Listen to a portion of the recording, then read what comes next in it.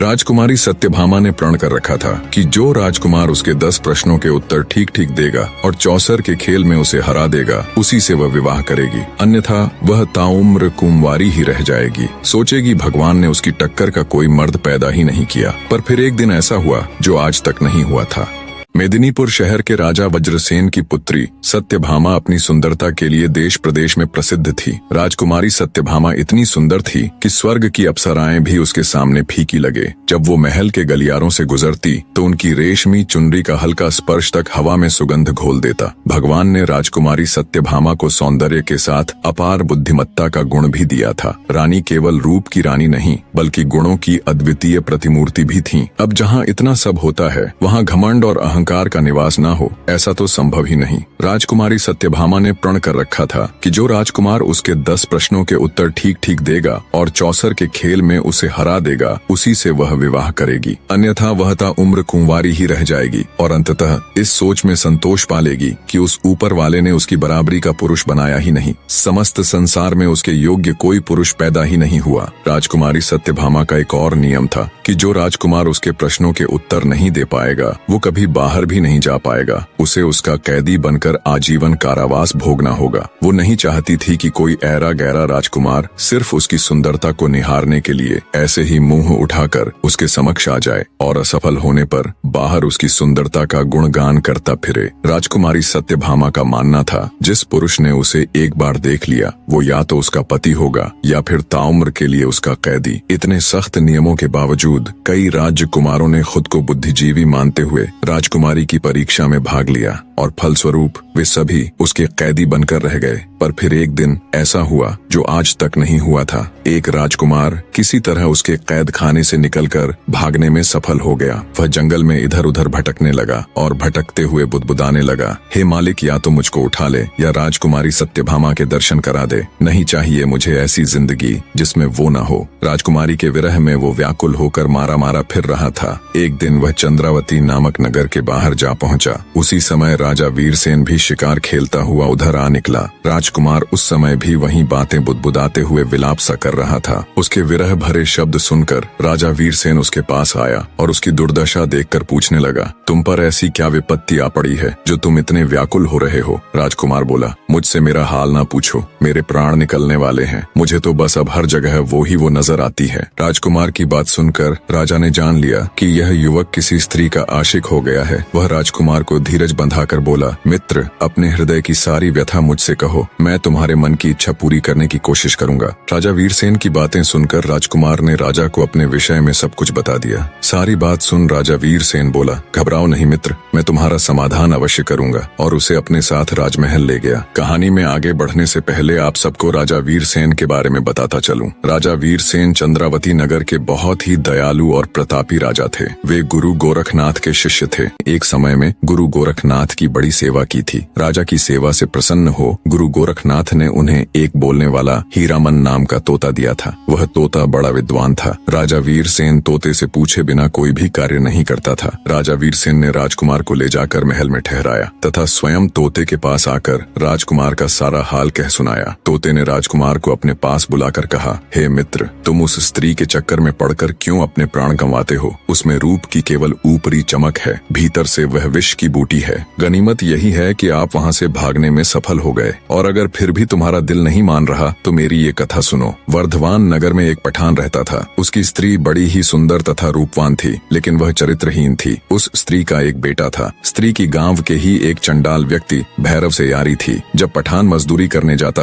तब भैरव आता और उसके साथ ऐश करता। जब पठान के आने का समय होता तब वह वहाँ से निकल जाता। एक दिन उस स्त्री का लड़का ये सब देख लेता है और सारा हाल अपने पिता पठान के आने पर उसे कह देता है। पठान को जब ये बात मालूम हुई तो वह जल उठा। गुस्से में उसने अपनी उस स्त्री को खूब मारा पीटा। एक दिन पठान मजदूरी करने गया हुआ था। तभी भैरव उसके पास आया और पूछने लगा, क्या बात है, आज तुम बहुत उदास दिख रही हो? स्त्री बोली, मेरे बेटे ने तुम्हारे और मेरे ऐशो आराम का सारा हाल देख लिया और अपने पिता से कह दिया, अब मेरा पति मुझे बहुत मारता पीटता है। भैरव कुछ सोचते हुए बोला, अपने बेटे का गला घोंट कर मार डाल ताकि तेरे हृदय का दुख समाप्त हो जाए। अपने आशिक की बात सुन उस स्त्री ने कामदेव के वशीभूत होकर अपने बेटे को मार डाला। जब पठान मजदूरी करके वापस आया तो वह चिल्ला चिल्ला कर पुकारने लगी, कोई बचाओ, इस जालिम ने मेरे लाल को मार डाला, हाय मेरा लाल। स्त्री का चिल्लाना सुनकर मोहल्ले के बहुत से लोग दौड़कर आए और पूछा, क्या हुआ? तब उस मक्कार स्त्री ने कहा, मेरा लड़का एक पैसे के लिए जिद कर रहा था, इसलिए इस निर्दयी ने गुस्से में आकर उसे जान से मार डाला।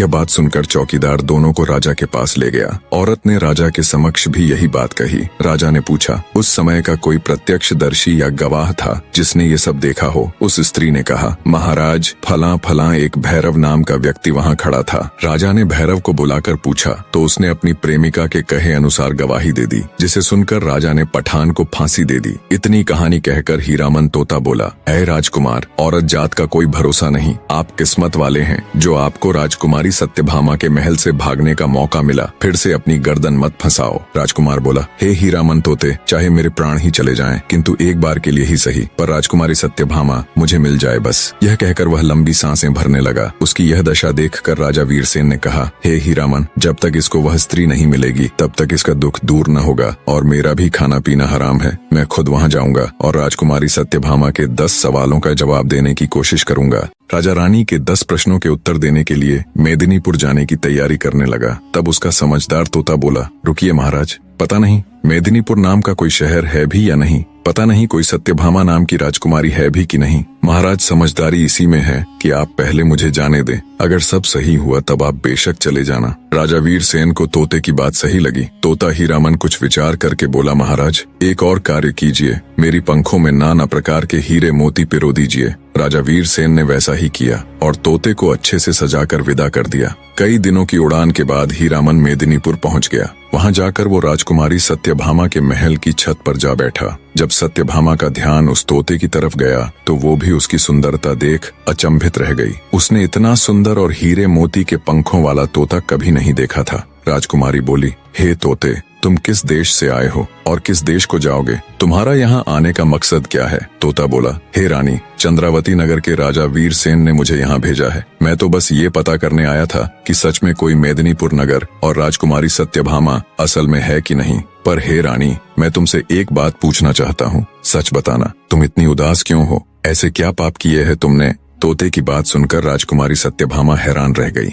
उसने अपने मन में सोचा, ये तोता नहीं बल्कि कोई राजकुमार है। यह मंत्र से तोता बनकर मेरा भेद लेने आया है, इसको पकड़कर मार देना चाहिए। ये विचार कर रानी बोली, सभी लोग जन्म से ही पापी होते हैं जो इस संसार में आते हैं। मैंने इस शरीर को पाकर कोई सुख नहीं पाया। हे सुआ महाराज, मैंने वर ढूंढने के लिए बहुत से देशों में ब्राह्मणों को भेजा, लेकिन किसी से भी मेरी जोड़ी नहीं मिली। राजकुमारी की बात सुन तोता बोला, हे राजकुमारी, जैसी तुम सुंदर और आकर्षक हो वैसे ही मेरे राजा हैं। विधाता ने तुम दोनों की जोड़ी बनाई है, इसलिए तुम मेरे साथ चलो। राजकुमारी सत्यभामा तोते की बात सुन बोली, हे तोते, तुम ठीक कह रहे हो, मुझे तुम्हारी बात पर विश्वास है। विधाता ने कृपा की जो तुमने मुझे दर्शन दिए। अब तुम हमारे पास आओ और बताओ वह राजा कौन है और कहाँ रहता है। मेरी अंगूठी ले जाओ और उससे मेरा विवाह कराओ। मैं उनकी दासी बनकर जन्म जन्म उनके दर्शन करती रहूंगी। तोता बोला, मैं तेरे पास नहीं आऊंगा, तू एक मक्कार स्त्री है, सुना है तू बहला फुसलाकर कैद में डाल देती है। राजकुमारी बोली, मैं बिल्कुल सच कह रही हूँ, मैं तुम्हारे साथ चलने को तैयार हूँ, वो ऊपर वाला साक्षी है। तुम मेरे पास आ जाओ, मैं तुम्हारी मेहमान नवाजी करूंगी। तुम मुझसे क्यों डर रहे हो? मुझे दासी बनाकर अपने साथ ले चलना। राजकुमारी के वचन सुनकर तोते को विश्वास हो गया। वो उड़कर उसके पास चला गया। राजकुमारी ने तुरंत उस तोते को पकड़ लिया और कपट्टी मुस्कान के साथ बोली, हे दासी, जल्दी से छुरी लाओ और इसका सिर काट दो। ये कोई तोता नहीं है, ये तो कोई बड़ा पापी है जो मंत्र तंत्र करके मेरा भेद जानने आया है। तोता अब पछता रहा था कि क्यों उसने राजकुमारी का विश्वास किया। वो बचने की युक्ति सोचने लगा। राजकुमारी के जाल में फंसे तोते को जान के लाले पड़ गए। सोचा, अच्छा भला सब कुछ देख तो लिया था, फिर क्यों खामखां राजकुमारी से फालतू के सवाल जवाब में उलझा। सीधा जाकर राजा को बता देना था, आगे वो जाने या ये राजकुमारी। खामखां पंगे में पैर फंसा दिया। सोचा अब जल्दी से कोई तरकीब लगानी पड़ेगी, नहीं तो ये चंडाल रानी मुझे जीवित नहीं छोड़ेगी। तोता बोला, हे रानी, मेरा नाम हीरामन तोता है, मैं कोई बहरूपिया नहीं हूँ, बल्कि यही मेरा असली रूप है। अगर तुम मुझे छोड़ दोगी तो मैं तुम्हें भी तंत्र और विचार सिखा सिखा सकता हूँ। मैं गिरी विश्वनाथ का पक्का चेला हूँ। राजकुमारी बोली, अगर ऐसा है तो जल्दी से मुझे मंत्र बताओ, नहीं तो अभी तुम्हारे पंख नोच डालूंगी। तोता बोला, हे रानी, मंत्र ऐसे सबके सामने नहीं बताए जाते। तुम अपनी दासियों को यहाँ से जाने के लिए कहो। ऐसे सबके सामने मैं तुम्हें मंत्र नहीं सिखा सकता, वो तो कान में बताने की चीज है। तोते की बात मान राजकुमारी ने तुरंत अपनी सभी दासियों को वहाँ से भेज दिया। दासियों के जाने के बाद जब राजकुमारी ने मंत्र सुनने के लिए सिर झुकाया तो तोते ने उसके गाल पर चोंच मार दी। राजकुमारी सत्यभामा चीखती हुई व्याकुल होकर धरती पर गिर पड़ी। जब तक वो कुछ समझ पाती, तोता वहाँ से उड़कर फिर से खिड़की में जा बैठा। गुस्से में लाल पीली हो राजकुमारी ने अपनी दासी को आवाज लगाई और कहा, इस दुष्ट तोते का शिकार करने के लिए जल्दी से बाज को लेकर आओ। जब तक दासी बाज के पिंजरे को लेकर आई तब तक तोता वहाँ से उड़ चुका था। कई दिनों की उड़ान के बाद वह राजा वीरसेन के पास आ पहुंचा और कहने लगा, हे महाराज, स्त्री रंग, रूप, यौवन में देखने योग्य है। राजकुमार की बात बिल्कुल सत्य है कि कोई उसे एक बार देख ले तो वो उसके मोह को कदापि नहीं छोड़ सकता। परंतु महाराज, उसका स्वभाव खोटा निकला। पहले उसने मुझे पुचकार कर अपने पास बुलाकर पकड़ लिया और फिर मुझे मारने को आतुर हुई। बस गुरु गोरखनाथ की कृपा से बड़ी मुश्किल से किसी तरह प्राण बचाकर भागा हूँ। तोते की सारी बात सुन राजा वीरसेन उसको शाबाशी देता हुआ कहता है, हीरामन, तुमने बहुत अच्छा किया। अब तुम चिंता मत करो, मैं खुद उस राजकुमारी से निपट लूंगा। अगले दिन राजा ने हथियार बांधे, तोते को हाथ में लिया और घोड़े पर सवार होकर राजकुमारी सत्यभामा के नगर की तरफ चल पड़ा। कुछ ही दिन की यात्रा के बाद राजा वीरसेन मेदिनीपुर शहर पहुंच गया। वहां पहुंचकर उसने पहरेदारों से राजकुमारी को खबर करने के लिए कहा। जब दासियों ने राजकुमारी को राजा वीरसेन के आने का समाचार दिया तब सत्यभामा ने कहा, क्या वो मेरी सब शर्तों से भली भांति परिचित है? अगर है तो उन्हें आदर पूर्वक अतिथि घर में ठहरा दो। सेवादारों ने राजकुमारी के कहे अनुसार राजा को जलपान कराकर ठहरा दिया। रात हुई तो रानी सज स्वर कर बैठ गई और सिपाहियों को आदेश दे राजा वीरसेन को अपने सम्मुख बुलवा लिया। राजा वीरसेन राजकुमारी सत्यभामा के सामने बैठ गया। राजकुमारी बोली, अगर आपने मेरे 10 सवालों के जवाब ठीक से दिए और मुझे चौसर के खेल में हरा दिया तो मैं आपकी हो जाऊंगी। अगर ऐसा नहीं कर पाए तो आपको सदा के लिए मेरा कैदी बनना पड़ेगा। राजा बोला, अपने प्रश्न शुरू करो राजकुमारी, मैं तैयार हूँ। राजकुमारी बोली, ठीक है तो बताओ राजन, कौन सा तालाब बिना पानी के होता है? कौन सा पेड़ बिना डाल के होता है? कौन सा पक्षी बिना पंख के होता है? और कौन सी मौत बिना समय के होती है? राजा वीरसेन ने गुरु गोरखनाथ का ध्यान करते हुए जवाब देने शुरू किए। सुनो राजकुमारी, आंखें हैं जो बिना पानी का तालाब है, मौत है जो बिना डाल का पेड़ है, जीव है जो बिना पंख का पक्षी है जिसका कोई भरोसा नहीं कब उड़ जाए, और नींद है जो बिना समय की मौत है। राजकुमारी ने दूसरा प्रश्न किया, कौन तपस्वी है जो नित्य तपस्या करता है? कौन है जो रोज सुबह उठकर स्नान करता है? कौन है जो सब रस उगलता है और कौन है जो सब रस खाता है? राजा बोला, सूर्य ऐसा तपस्वी है जो नित्य तपस्या करता है। ब्राह्मण रोज सुबह उठकर स्नान करता है। इंद्र राजा वर्षा के रूप में सब रस उगलते हैं और धरती है जो सब रस खाती है अर्थात वर्षा को सोख लेती है। राजकुमारी ने तीसरा सवाल किया, ऐसा क्या है जो कोई स्त्री नहीं कर सकती? ऐसा क्या है जो समुद्र में समा नहीं सकता? ऐसा क्या है जो अग्नि में नहीं जल सकता? और क्या है जिसे काल नहीं खा सकता? राजा बोला, राजकुमारी, एक स्त्री अपने पुत्र के साथ क्रिया नहीं कर सकती। यश है जो समुद्र में समा नहीं सकता। धर्म है जो अग्नि में जल नहीं सकता। और नाम ऐसी वस्तु है जिसे काल खा नहीं सकता। राजा की हाजिर जवाबी और सटीकता के साथ सवालों के जवाब देते देख राजकुमारी आश्चर्य के साथ साथ प्रसन्न भी थी। उसने चौथा सवाल किया, ऐसा क्या है जो बचपन में 30 गज का, जवानी में 4 गज का, बुढ़ापे में 60 गज का और मरने के बाद अंत नहीं? राजा बोला, सुनो राजकुमारी, किसी भी वस्तु या इंसान की परछाई ही एकमात्र ऐसी चीज है जो दिन में 30 गज की, दोपहर में 4 गज की, शाम के समय 60 गज की और रात में अनंत हो जाती है। राजकुमारी बोली, आप ठीक कह रहे हैं राजन। अब मेरे 5वें सवाल का जवाब दो, वह क्या है जो हमेशा बदलता रहता है पर कभी नहीं बदलता? राजा वीरसेन बोला, राजकुमारी, वह है परिवर्तन का नियम। संसार में सब कुछ बदलता रहता है लेकिन यह सत्य कभी नहीं बदलता कि परिवर्तन ही संसार का नियम है। जो इसे समझ लेता है वह जीवन के उतार चढ़ाव में शांति पाता है। राजा वीरसेन के जवाबों से अब तक पूरी तरह संतुष्ट राजकुमारी सत्यभामा कहती है, बहुत खूब राजन, अब मेरे 6ठे प्रश्न का जवाब दीजिए। अगर हर चीज पहले से तय है यानी हमारा भाग्य, तो फिर कर्म करने की क्या जरूरत है? 6ठे सवाल का जवाब देते हुए राजा वीरसेन बोला, भाग्य और कर्म दोनों साथ साथ चलते हैं। भाग्य हमारे पूर्व जन्म के कर्मों का फल है, लेकिन वर्तमान कर्म से हम अपने भविष्य को बदल सकते हैं। यदि कोई किसान अपने खेत में कुछ भी न बोए और कहे कि जो भाग्य में होगा वही होगा, तो क्या उसे अन्न मिलेगा? नहीं, उसे मेहनत करनी होगी, बीज बोने होंगे, पानी देना होगा, तभी फसल आएगी। इसी तरह कर्म हमारा प्रयास है और भाग्य उसका परिणाम। राजा की एक बार फिर से सराहना करते हुए राजकुमारी सत्यभामा ने अपना 7वां प्रश्न किया। मनुष्य को इस संसार में सबसे बड़ा धोखा कौन देता है? राजा वीरसेन बोला, हे राजकुमारी, मनुष्य को संसार में सबसे बड़ा धोखा उसका अपना मन ही देता है। मन ही वह शक्ति है जो हमें सत्य और असत्य, मोह और वैराग्य, प्रेम और घृणा, सुख और दुख के बीच उलझा देती है। मनुष्य सोचता है कि बाहरी दुनिया उसे धोखा देती है, लेकिन वास्तव में बाहरी दुनिया केवल एक दर्पण मात्र है। जो कुछ मन में है वही संसार में प्रकट होता है। राजा वीरसेन का जवाब सुन राजकुमारी सत्यभामा बोली, बहुत खूब राजन, अब मेरे 8वें प्रश्न का उत्तर दीजिए। अगर सुख और दुख दोनों ही अस्थायी हैं, तो फिर मनुष्य दुख से इतना डरता क्यों है और सुख को पकड़कर रखना क्यों चाहता है? राजा वीरसेन कहता है, हे राजकुमारी, क्योंकि मनुष्य अज्ञानता के कारण यह भूल जाता है कि संसार में कुछ भी स्थायी नहीं है। ये संसार परिवर्तनशील है। सुख और दुख दिन और रात की तरह एक दूसरे के पूरक हैं, लेकिन मनुष्य सुख को पकड़कर रखना चाहता है और दुख से बचना चाहता है, क्योंकि जब मनुष्य सुखी होता है तो उसे लगता है कि संसार पर उसी का नियंत्रण है। वह मान लेता है कि उसका भाग्य अच्छा है और जैसा वो चाहता है सब कुछ वैसा ही हो रहा है और हमेशा सब कुछ वैसा ही रहेगा। लेकिन ये उसका सबसे बड़ा भ्रम है। इसी प्रकार जब दुख आता है तो मनुष्य अपने पर नियंत्रण खो देता है। उसे लगता है कि सब कुछ बर्बाद हो रहा है, जबकि वास्तविकता यह है कि दुख भी उतना ही अस्थायी है जितना सुख।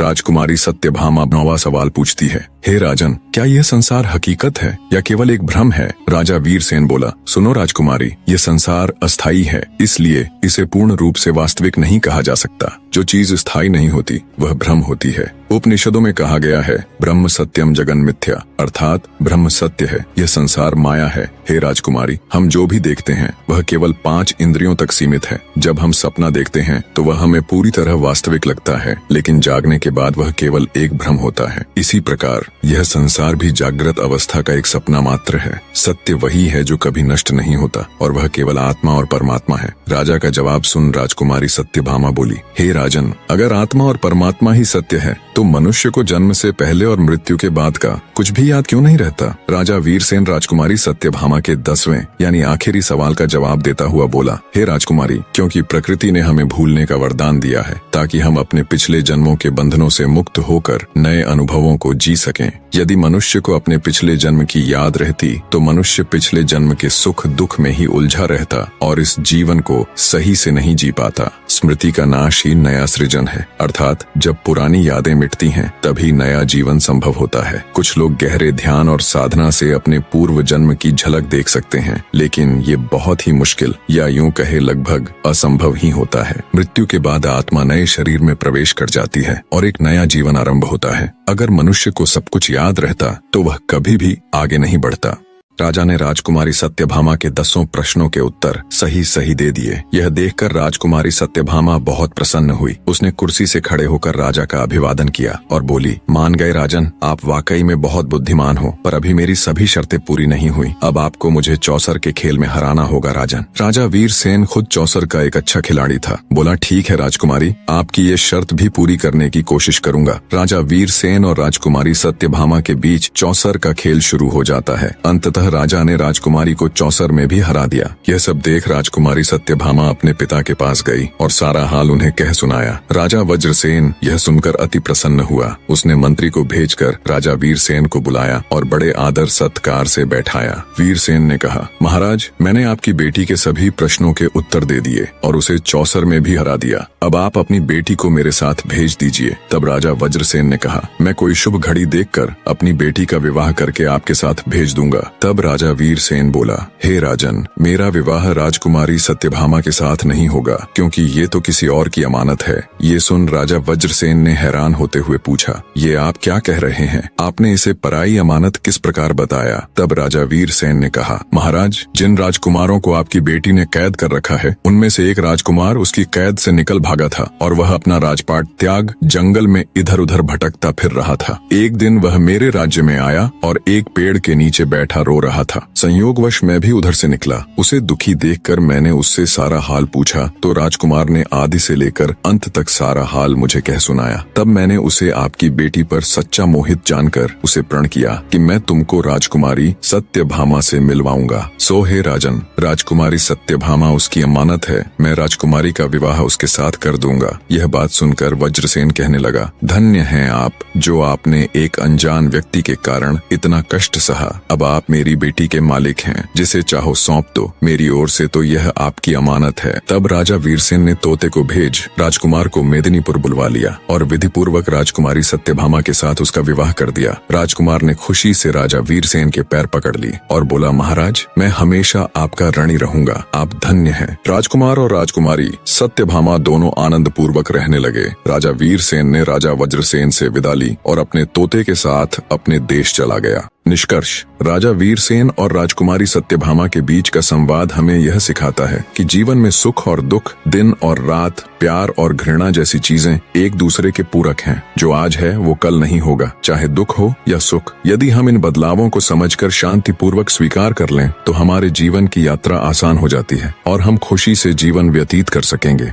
आप हमें सुपर थैंक्स के जरिए सपोर्ट कर सकते हैं ताकि हम और भी बेहतरीन कंटेंट आपके लिए लेकर आ सकें। अन्यथा एक प्यारा सा कमेंट जरूर ड्रॉप कीजिएगा। आपका समर्थन हमारे लिए बहुत मायने रखता है। धन्यवाद।